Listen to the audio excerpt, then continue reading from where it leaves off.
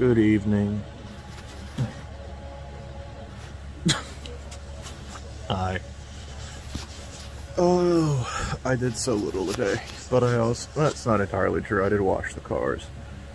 That was as fun as it usually is. Wow, I just opened with the one thing I did today and now I have nothing to talk about. No, that's not true. I kind of regret that I'm laying down for this now because I'd have planned to not, but you know what? It is what it is at this point. So today, in a landmark court decision that shouldn't be a landmark, Derek Chauvin, the police officer that held his knee on George Floyd's neck for 9 minutes, murdering him, has, and I can say that with confidence now because he has been found guilty on all charges. There were, I think it was like second degree murder,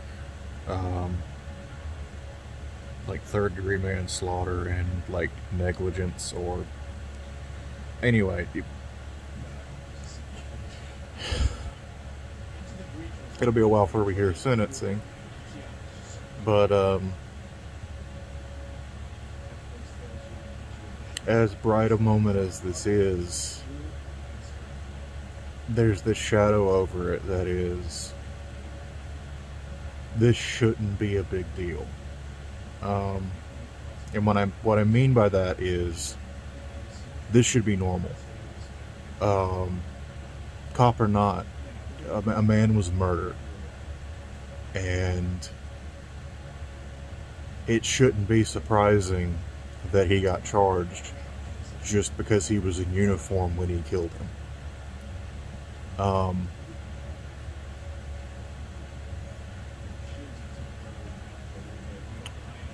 I have the same problem with the police institution that I do with the government as a whole, honestly, in that I do believe there are some people genuinely just trying to do good,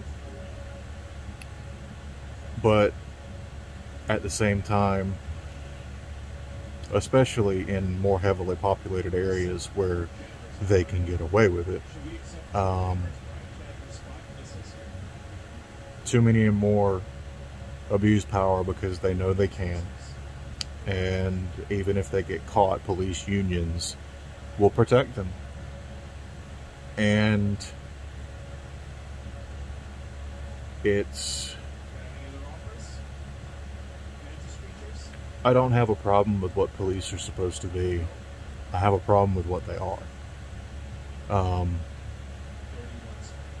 And I mean, I say that as the brother-in-law of an officer, but we live in a small town where if a cop tries something, everybody knows him, and probably his mom and his dad and his whole family. So it's not just like, you know, that cop can just kind of slip into the night and be like, no. You know these people. You know what I mean? It's never some stranger. And that goes both ways, because a community is safer when its officers know its community. Because then there never is a stranger on the corner. It's just, oh, that's Jeff. Alright, hey Jeff. You know? And that's how Jeff doesn't end up dead, just because he's black and holding a cell phone that someone decided could look like a gun.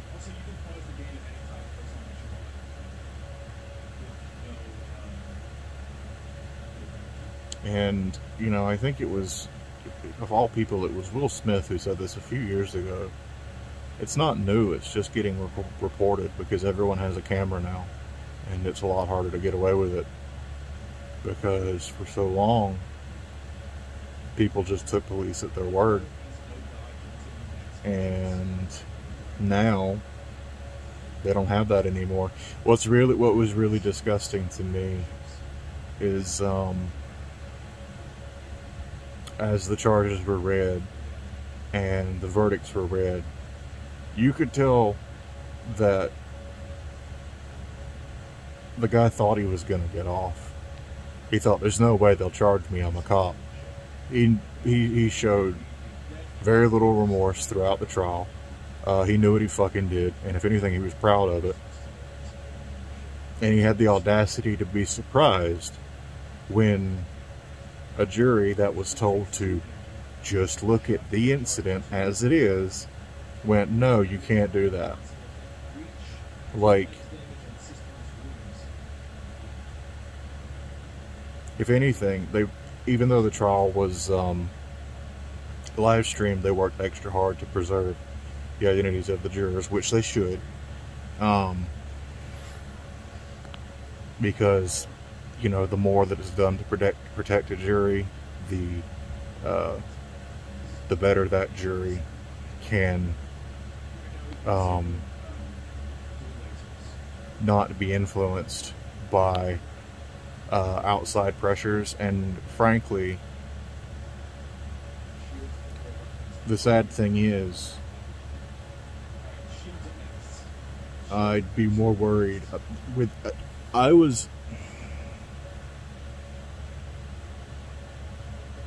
I'm more concerned for the jury if their identities were out there. I'd be more concerned for the jury, considering they did find him guilty, than if they didn't. Because if their identities are ever linked, they're going to be blacklisted by the local police now, and police unions, who see this as a political move and not literally what it was, which was a jury looking at the evidence and going, no, yeah, that's murder. You held his knee on his neck for 9 minutes straight. Paramedics told you to get off of him. He told you he couldn't breathe. And on top of all that, people want to say, well, actually he died of like carbon monoxide. Well, that's the officer's problem for having him pinned down next to the exhaust of a running vehicle, running patrol vehicle. So like, that's under that officer's responsibility too. And this is just one. The other three are complicit because not a one of them did anything. I don't care if Chauvin had superiority over them or whatever. They all three stood there and watched a man die and didn't do a damn thing about it. And they deserve the same. And again, this shouldn't be a big deal. I shouldn't be talking about this like it's a big deal. A cop fucked up. A cop did something wrong. He should pay for that. That's not the way it works. And that's disgusting. If there is anyone we should be holding the most to the law, it is those who enforce it. Because if those who enforce the law don't have to obey it, then the law means nothing, and they're basically just doling out punishment as they see fit and not by a written set of rules that everyone has to obey by.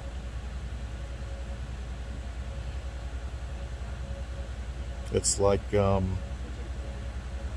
case where a police officer thought she grabbed her taser and actually grabbed her gun. I'm sorry, it is tragic you made that mistake, but A, if you can't tell the difference when you're holding it in your hand, that's on you. That's a fatal mistake.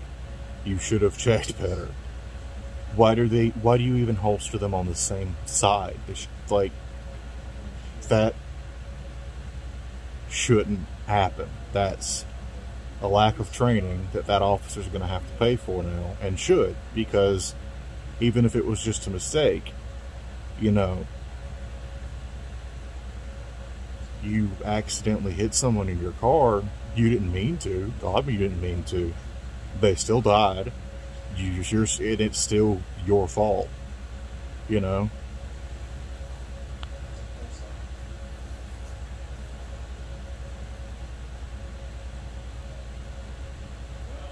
I'm done with that right now.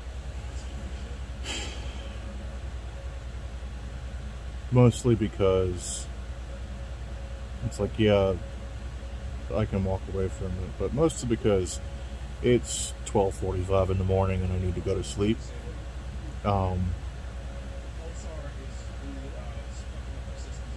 And yelling at a phone is not really going to revolutionize the system, unfortunately. All I can do is stay educated and make damn sure I vote in every election, and whenever I get an income again, share my excess wisely, share what I don't need wisely, and that's the plan. So, which, you know, easy to say, and say I'm going to do whatever I want, but doesn't mean it's going to happen. So, but anyway, you know, that's a big deal, and it's a glimmer of light in the darkness of this pandemic, and, you know, fallout over the great orange one, the raging traffic cone. So Stephen Colbert's refused to say his name since the old president began refusing to accept that he lost the election, and he went to Twitter and said, give me things to call him, and is just going through them one by one, and they're all fantastic. There was one, the something traffic cone that was really fantastic, and I hate that I can't remember it. But I'm at the point where I don't want to say his name anymore either. And it's pathetic to look at, specifically the Republican Congress, because, you know, continue to just suck his dick and lick his ass for him. Even though recently there was an RNC convention, and, you know, donors don't want anything to do with him anymore, honestly. And it's sad that their things aren't humanitarian, because basically they see him as a liability, and they see him as someone who probably is unable to win another election, because all he's done since he lost the last one was bitch and moan. And he continues to bitch and moan and spout the same lies. And while Republican senators might not be tired of listening to it, the people that pay them seem to be. So even if it's not for the right reasons, that's some uplifting news. Just like how, if there's one thing he could have done last year, and I've said this multiple times, I kind of just wish he'd capitalized on masks instead of politicizing them. Make your own, man. Put your slogan on them. I don't, you know, and then you'd have people out there, instead of all of these, you know, you've taken our liberties from us, our First Amendment right, he could have, you know, at least weaponized his people in a way that could help, instead of, you know, get most of them killed, which was an excellent strategy for trying to win the election, let me tell you. Attempt to murder as much of your base as you can by continuing to hold rallies and telling them not to wear masks. Yeah, that's a really, really solid strategy.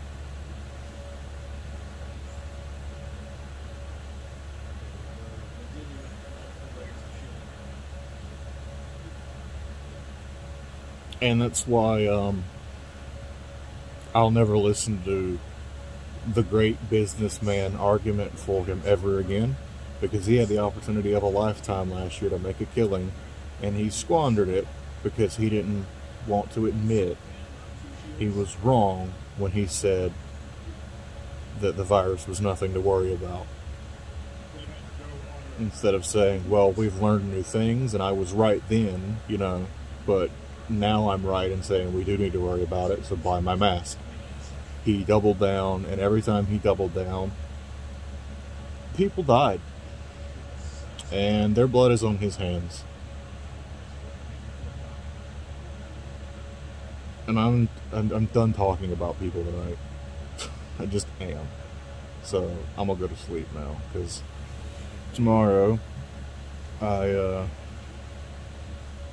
tomorrow we're switching phone service, so I've got to be there for that, and I should be getting my second dose of the vaccine, so I'll be fully inoculated, at the very least, to the base strain. That'll be nice. So yeah, I'm gonna go to bed now.